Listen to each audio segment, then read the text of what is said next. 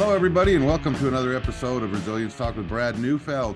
I'm excited for this one today. We've got one of my best friends, LoriAnn Garner's here. One of these days, LoriAnn, I'm going to have to get you on here and talk about your new book, which is out now, and I'm excited about that.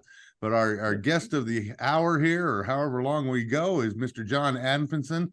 And Jon is a renowned speaker and coach and a former member of John Maxwell's esteemed coaching and speaking team. And with a rich background in hotel and restaurant management experience over the 3 decades in the corporate world, Jon brings us unique insights into the lives that and challenges that are faced by teens and young adults.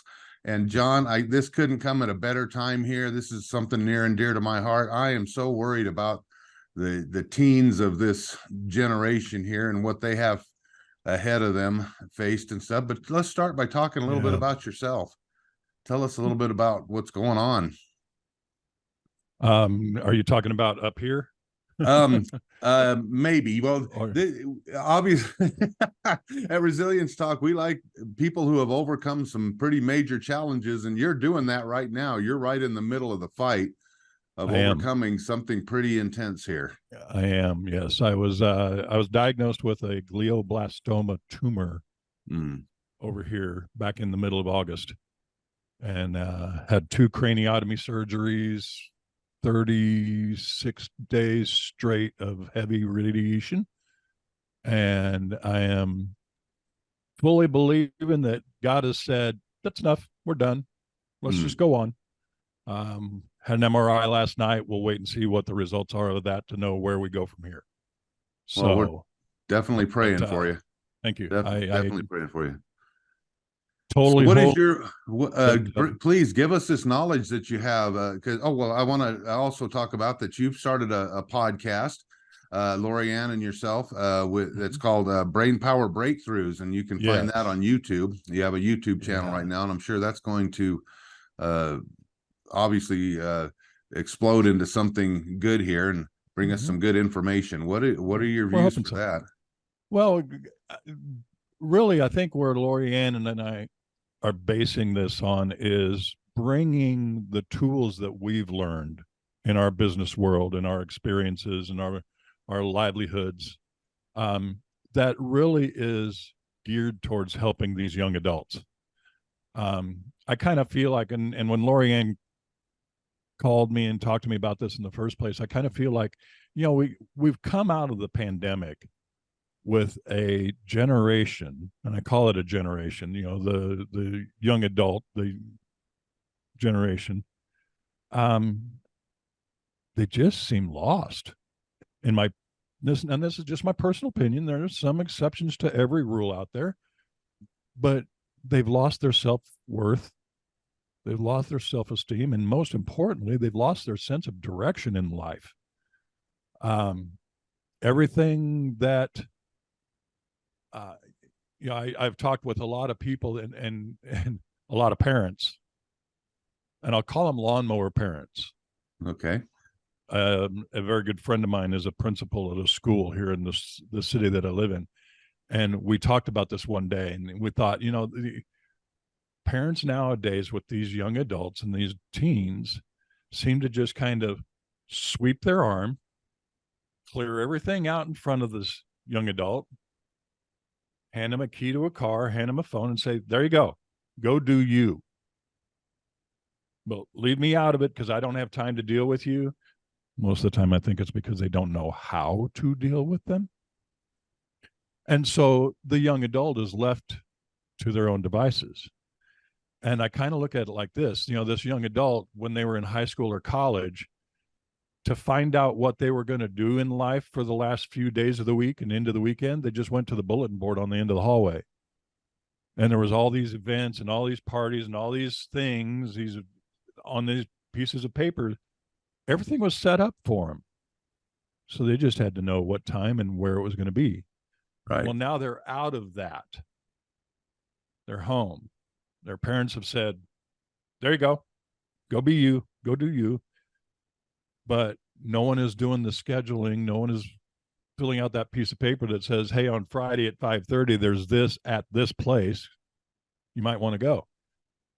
They're left to their own vices to find out that information.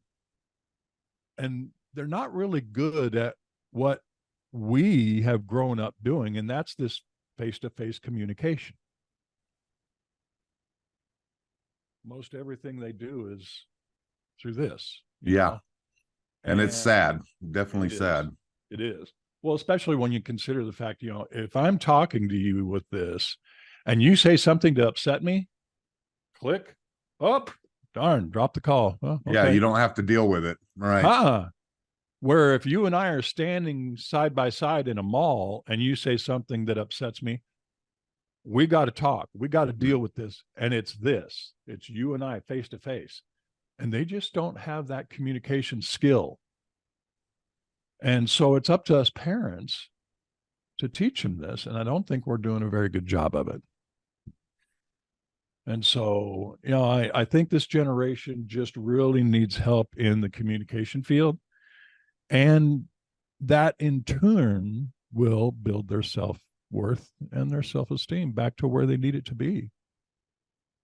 So it's kind of my own personal little journey through. No, I believe you nailed it there, Jon. Oh my gosh. I mean, in the hotel restaurant industry, working with young adults, because the majority of my staff was young adults. It was interesting. There were some that caught on quick and did very well. Those became my managers.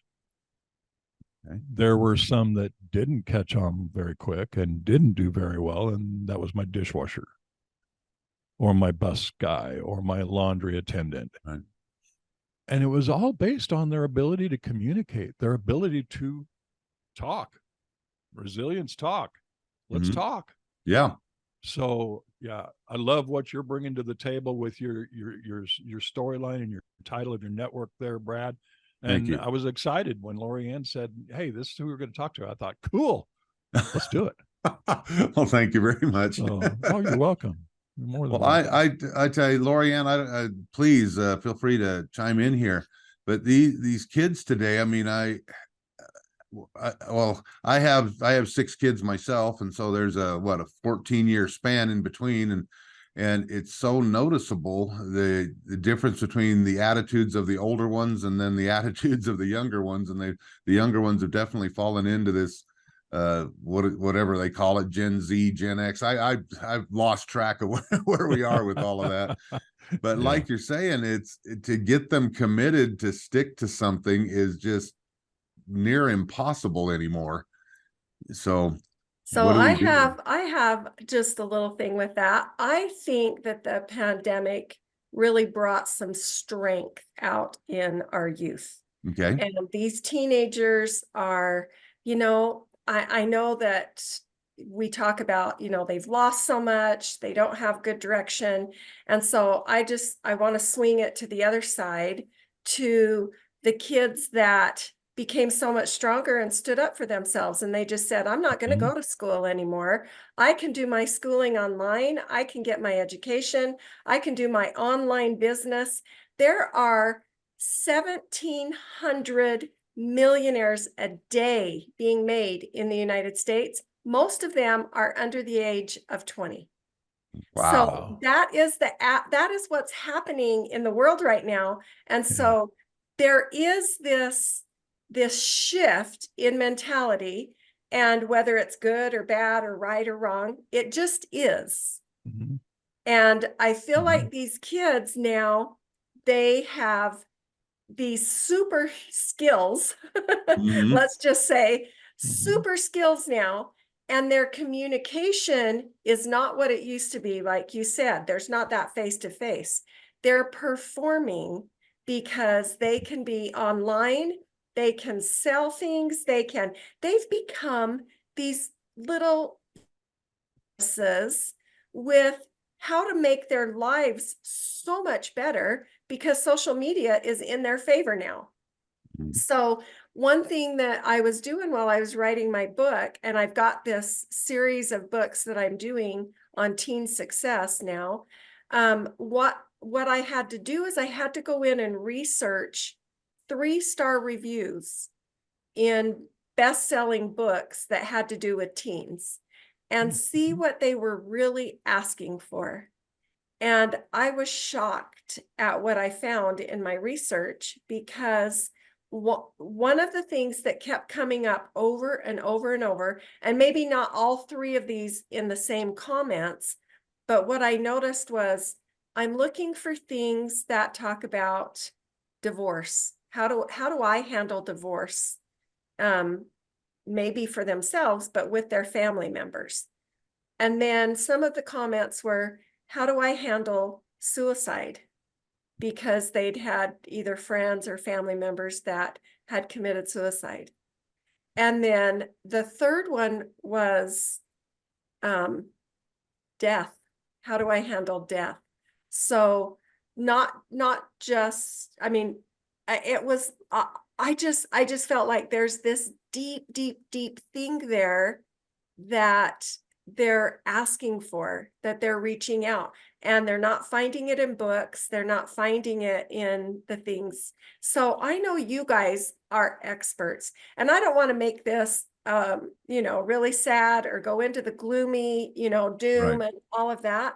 But what I was looking for more is, what are some tools and resources that we can give these teens to really help them be successful?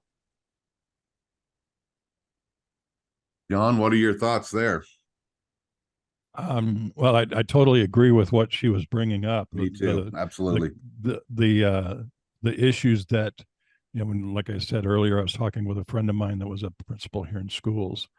We've had some suicides in our schools here that has rocked our city. One was the captain of the football team. No one in a million years would have thought he would have taken his life. And so his friends, as you were saying, LoriAnn, how do you deal with death, suicide, that separation of life, basically, and they're searching for that. They are. Yeah. We as older adults, we've gone through that separation. Most of the time it's through family members. But these kids, they're faced with that, and they're struggling with it. And I think if we can just let them know, because I wonder sometimes, and let me just throw this out as a general question to you guys. Do you wonder whether or not they're taking it personal or taking a blame to some of this? Interesting thought. I was just, as you were talking about this, I was just kind of pondering my own, a lot of the kids that I've worked with over 3,500 families throughout my career. And I just kind of noticed back in the late 90s that the kids that are here now, they're different. When you, like me, when I was younger, when my dad, spanked me with a belt or whatever, and I never did the thing again, that he spanked me for. I was done. But these kids today, they just look, if same instance, they just look at you and go, that's not going to stop me. I'm going to do it no matter what you say. And so there's this drive in them. There's this determination in them. But in many cases, I see it as unguided, like you were saying, Jon, in your initial statement. It's unguided, but then they won't take direction at the same time. And I'm not saying that's all kids, but that's just a common thread that I see today. And it's just like, oh my gosh, you guys have such a boundless energy. You have so much power and within you. And why do you insist on repeating history and doing, because like I have two of my kids that have just come to me and they said, Dad, I know you've been through all this stuff, but I just want to learn all life's lessons on my own. And I just have to sit back and watch them stub their nose all the time. And it's just, so frustrating.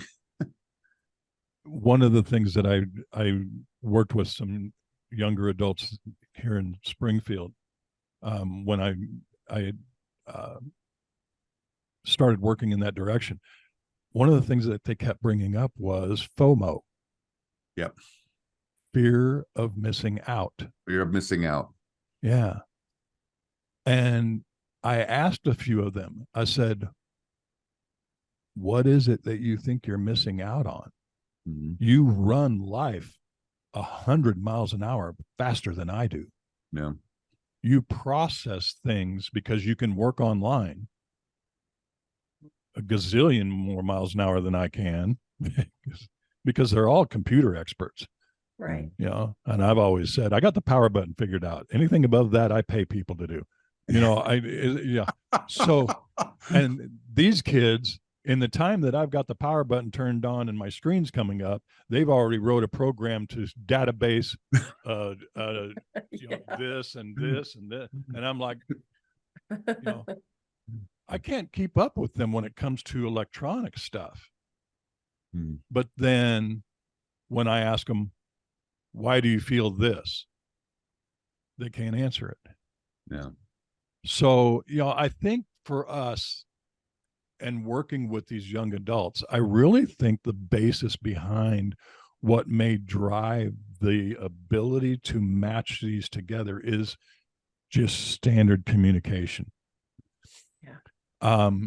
I think, as LoriAnn said, they have this desire to learn these things, but their mind works so fast they can't slow it down and hear the communication, hear the conversation. And so if we can just get them to slow their mind down a little bit, which that's going to be the hard part, I can promise you, because their mind works as fast as a computer will work. They had to. That's how they learned. That's how their mind got so fast. They had to learn at the speed of a computer. Yeah. And they did.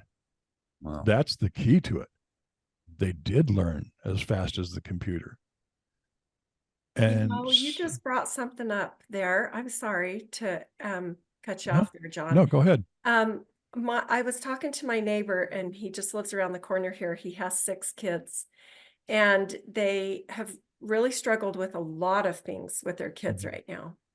And one thing they said is they started having these one-on-ones and with the kids late at night, you know, like the rest of the kids go to bed, and then one kid comes in and sits on their bed with them, and they just let them talk. And they really had to like button up their lips, the mom and the dad. And they just said, this is your time. You get to talk about anything that you want to talk about. No judgment, no trouble, no whatever you want to say. And they said it took a while, but then pretty soon, you know, the parents stayed very consistent, and each child knew that it was when it was their turn. Right. And they said it's like nonstop talking when those kids sit on their bed now, because they created this safe space for them. That's a brilliant thought. Even during the day now, they'll come to him and they'll say, I just, you know, I want to talk to you about da, da, da, da. And they don't want to wait until their time that they have, you know, slotted and calendared.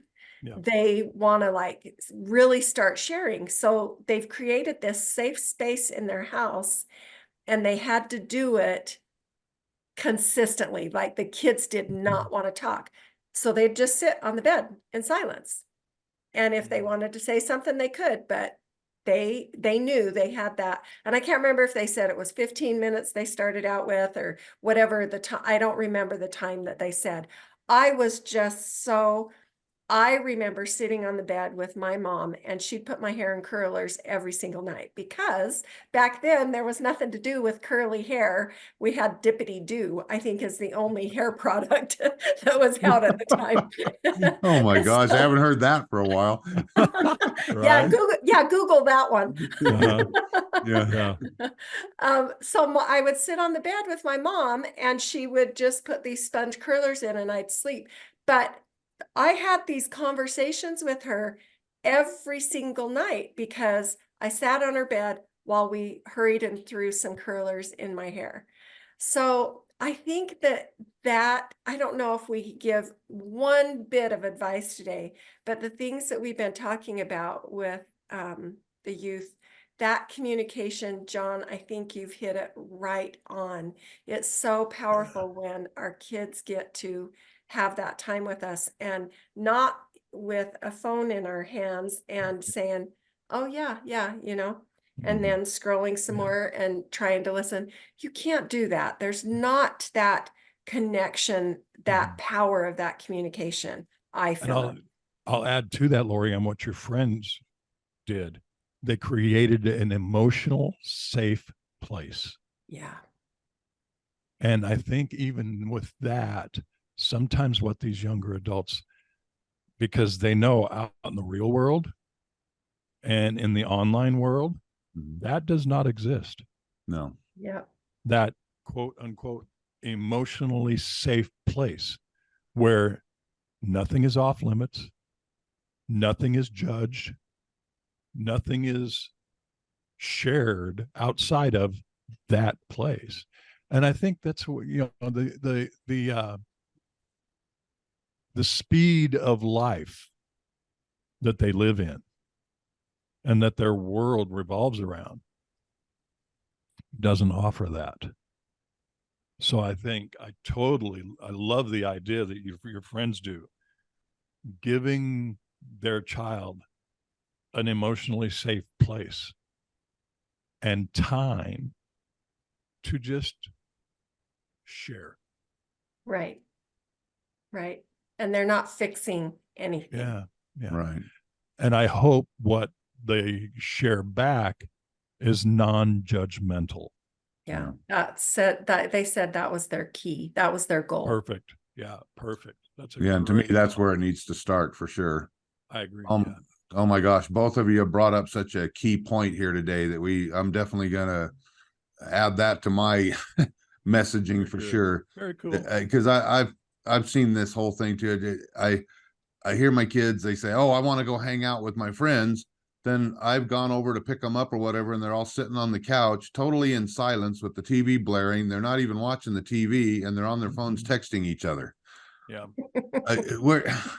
Where's the hangout part?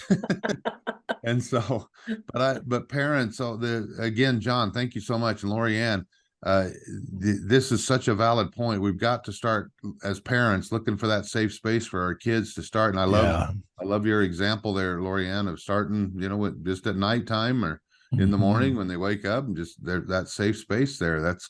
We got to start there. Yeah. Yeah. Yeah. All right. Totally so agree.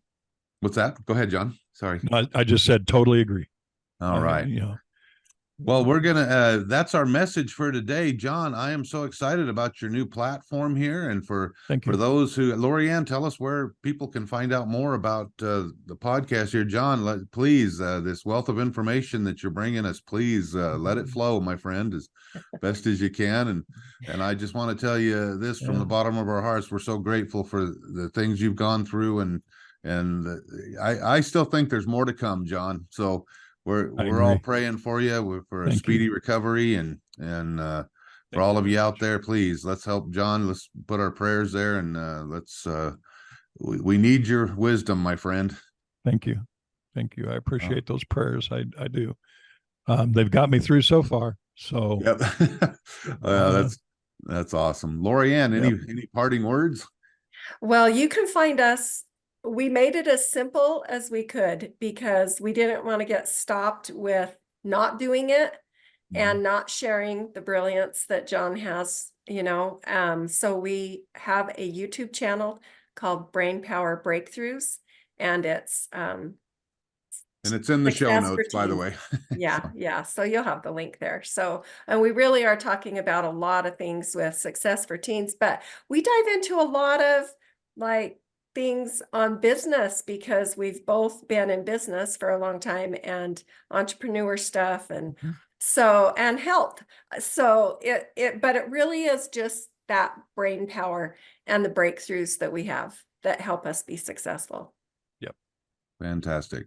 Well, thanks both of you. Again, my guests today have been Jon Anfinson and LoriAnn Garner. Check out their YouTube channel, Brainpower Breakthrough. I'm excited for this thing to unfold here. But we want to say goodbye for now. Be sure and tune in to us at resiliencetalknetwork.com. You can see us on all major platforms. Just Google that. You'll find us all over the place. Also be sure hit us with a like, leave us a comment, let us know how we're doing. Be sure and hit the subscribe button, tap on the bell so you'll know when our next episode is.